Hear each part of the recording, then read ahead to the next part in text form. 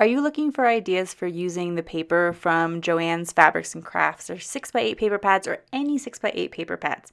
Hi, I'm Jess from jesscrafts.com and I'm here to help you get the most of your crafty time and supplies. So let's get making. I picked the Park Lane First Snow 6x8 paper pad to work with today. I tried to work with paper pads from many different manufacturers because I want everyone to feel like they can find a tutorial that works for them. And for a lot of us in the US, there might be a Joann's that you can drive to. If you don't feel comfortable ordering online, you can order them online. Then, again, I just like to have options. So it's a 6x8 paper pad. This tutorial will work for any 6x8 paper pad that you have, so you can pick something totally different to work from in your stash. I, in addition to having the paper pad, also have some die cuts. They are not coordinating die cuts. Sometimes you can purchase that. Sometimes when you purchase a paper pad, there will be a little pack of embellishments next to it with, similarly printed images. I did not see that at my local Joann's. Maybe yours has one. But I went to creativefabrica.com and I downloaded and purchased the Winter Animals and Birds bundle from Busy May Studio. And you can purchase the images and then arrange them in a Word document and print them off if you have a color printer. And I print them onto a relatively thin cardstock, so it's super printer friendly. I have a whole tutorial about how to use Creative Fabrica images. So if you're, curious about how that would exactly work, I break it all down in that video, and I will leave that in the video description as well. So I printed out some just winter animal images because there's a lot of winter animals here in this paper pad. And then I fussy cut them all out and had them ready to go. So you'll see me incorporating those on each card. Then I picked 5 of my 6x8 templates. So if you go to jesscrafts.com, you can download these no scrap paper templates. And basically you can cut one piece of 6x8 in this case, but I also have 6x6, 12x12, 8.5x11, all kinds of sizes at jesscrafts.com. So you cut the 6x8 paper and it's going to make some A2 size cards without making pattern paper scraps. And I also have them for different sizes. So like if you like 5x7 cards, there's templates for that as well. So I picked the 6x8 and A2 size cards today, and I'm going to pick a piece of pattern paper that I think goes well with each of them. And then I'm going to take the pattern paper and the sketch and the number of cards it makes. In this case, I'm going to make 4 with each of my designs, and I put all of that in a plastic envelope so that I can keep track of it. Now, here in the video, I'm about to make a mistake, and it's going to off-screen frustrate me. I accidentally cut the piece of paper wrong. And that can be a little bit frustrating in a no scrap template because once you've made a wrong cut, you won't have the pieces you need anymore. And I just wanted to share what I did, and I know this won't always work and not everyone will be comfortable with it, but basically I needed a 2 1/4 piece of pattern paper and I cut it to 2 1/2. And so then the other piece that I needed to also be 2 1/4 was now too short. So what I actually did was cut the 1/4 inch off of the too big piece and I taped it on the back with just regular Scotch tape to the piece it needed to be attached to. And yes, there was a little seam, but honestly, it wasn't very noticeable because there's pattern going on there. And it is a piece of paper that is going to go behind another element on the card, so you're not really going to notice it. And I wanted to mention that just because I think that we can get really caught up in our mistakes sometimes, and the person that is receiving the card often will not even notice them if we just figure out a way to keep going. And so, yeah, if you feel intimidated by the fact you're like, these templates seem great, but doing all this cutting myself seems scary, I just want you to know I mess it up too. We're all human. We all make mistakes, and a lot of times there's a way around it. So in addition to telling you how to cut the template or how to cut the pattern paper, it also tells you to cut some mats. And it tells you the exact size that you're going to need on the sketch. Go to the video description, go to the blog post. It'll show you a picture like, hey, this card is made with this sketch. You click it, download it, print it, and then, you can use it as your reference and it will tell you every little measurement that you need to know. So I'm not going to go into every single little measurement for that reason because it's there. So right now I'm cutting mats. And when I'm working with a pattern paper pack, I like to do some things to simplify. Like I like to choose an embellishment pack, such as this one from Creative Fabrica, or a pre-printed die cut pack, or even just a stamp set where if I pick a stamp set with a polar bear and I just make a bunch of them and color a bunch of them in, any way like that. And I like to pick one cardstock color that goes with most of the paper. So in this case, I picked a navy blue because almost every sheet of paper in the collection looked great with navy blue, and it actually made the light blue pieces of paper, of which there were many, stand out quite nicely. So I am working on template number 6. Again, it's all linked, so you don't have to write down which one each one goes with or whatever. And it basically calls for 2x2 squares, and then I put 2¼ by 2¼ inch mats because I like my mats to be 1/4 inch bigger generally. And it makes 4 cards with 1 sheet of paper. It does leave a fair amount of white space. If you're not a big fan of that much white space, there are things you can do to add a little interest behind. I've seen people stencil behind, ink splatter, emboss, and I really still got to get on a video to kind of just condense all those ideas for your reference. But anyway, then I'm going to stamp a sentiment, and I'm going to use the same sentiment on every single card in this video because, again, if I can simplify things and use the same sentiment in the same die cut pack and the same cardstock, I don't have to stop and make decisions every time I make a card, but instead can get, in this case, a cohesive set of 20 cards accomplished in a much faster time. And you know what? Card making does not have to be like a speed thing, so I'm not telling you have to try to find the fastest way to make cards. I'm just sharing that with you in case that is something that you also enjoy.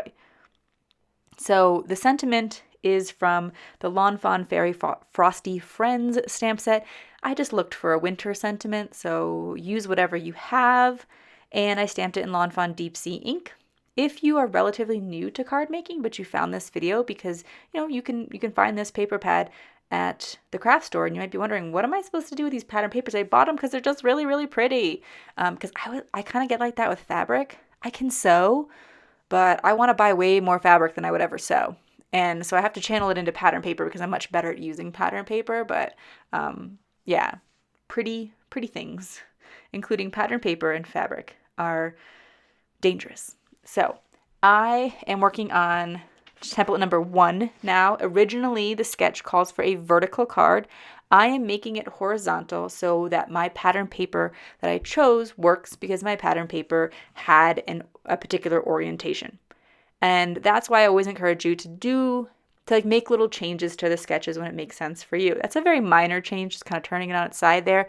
But sometimes it's easy to get caught up in the oh, but that's how it's supposed to be used. So I like to show myself mixing it up sometimes just to remind people that it's definitely okay to turn everything on its side and, rearrange to make it suit what works best for you. And in this case, it allowed me to use that mostly solid blue paper and stamp my sentiment directly down. And I tried to do that on as many cards as possible today, because if you can stamp your sentiment directly down, that is faster than stamping it onto another piece of coordinating paper, because then you have to find something that coordinates and cut it out and all that kind of thing. Although, if you did not like the look of navy, I think this particular pattern paper pack would also do well with a gray or a craft cardstock. Gray and craft could be a little bit harder just because there is also brown and gray paper in the collection, and you might not like the gray on brown or even the gray on gray. So, kind of things to keep in mind. I thought blue was kind of the most neutral, even though technically blue is not a neutral, but to me, navy reads as a neutral. And this is template number 7. Again, all these are referenced in the coordinating blog post. And this one is super, super simple because you could make 2 cards with 1 piece of paper, and you only have to cut a mat for one of them. So you're cutting these 4 rectangles, and you take 2 of the rectangles and just cut them on the diagonal and glue them down. Super, super fast to make. So if you're ever like, I need a birthday card in the next 3 minutes before we leave the house, run to your pattern paper stash and make a card from this design. Slap a happy birthday on it. You run it through the die cut machine real quick and you'll be done. This is, like speed racer card? I don't And I am adding a little bit of dimension behind many of my die cuts today. And instead of using foam tape, I am using extra pieces of cardstock that are glued together because I make cardstock scraps. I don't make pattern paper scraps, but I do make cardstock scraps. One of the ways I like to use up some of those cardstock scraps is by making fake foam tape with them. I also sometimes use the scraps to prop up different elements on a card and like not doubled up as thick as foam tape, just like a little bit, just so that everything looks smooth and even across a card. So in the instance of this sketch that we're looking at, number 10, that smaller rectangle where I just did my stamping hangs off of those two tall, skinny rectangles. And so if I put a piece of cardstock behind the place where it attaches to the card, it just makes everything look more even and it doesn't kind of smush down onto the card over that lumpy area of cardstock underneath. Hopefully that makes sense. I share about it a lot, so I'm sure many of you are used to it by now, what I mean by that. Also, cardstock scraps are great for die cutting a sentiment, for cutting mats, because I can probably use the same piece of 8.5 by 11 cardstock to cut mats for several cards. And if I don't finish up the whole sheet of paper, I think here's what I'm going to do. I'm actually taking a little scrap of navy cardstock and I'm going to pop it behind where those birds are. Again, just to make everything look super smooth and even across the card. And yeah, so, the 8.5 by 11 piece of paper might make cards for several mats. And so if I have a chunk of cardstock left, that's okay. I know how to use that. And then if I have a piece of pattern paper left, I'm like, oh, now I have to find out, okay, do I have any more coordinating paper? Okay, does this collection match this collection? What kind of size do I need? I don't know. It just stresses me out in a different way. And maybe that doesn't make sense to you, but there's probably many of you who it does make sense to why cardstock scraps are less stressful than pattern paper scraps. Okay, we are on the last set of cards. So I assembled one card on screen, but I made 4 of each of these. And that's just so that we don't have to sit here all day seeing each and every card. This is the one where I could not stamp the sentiment directly onto the pattern paper. Both sides of the paper were kind of busy. So I stamped it on a scrap of craft cardstock again, because using scraps of cardstock, I can do. And then this is also the one where I cut one of the pieces of paper funny and just taped it back on. So you can look really closely in the pictures on the blog post and see if you can find where that little seam is. I challenge you. I'm sure somebody will be able to spot it. But anyway, I am going to assemble all of the pieces according to the sketch, just like I've been doing this whole time. This is the 5th sketch, making 4 of each, 20 cards. As I mentioned, this particular sketch calls for you to put everything even from the edges, but then it leaves a little bit of a bigger gap in the center. I know that might not be for everyone, and it looks a lot funnier right now, but then when you cover it with that larger rectangle that goes in the middle, you hardly even notice. I will say I do sometimes find it challenging to figure out how to make all of those pattern paper and cardstocks line up on the edges there, but I'm okay with eyeballing it. So that is my 20 cards. I'm just kind of laying them all out here so you can see there really are 20 of them. I did assemble them all.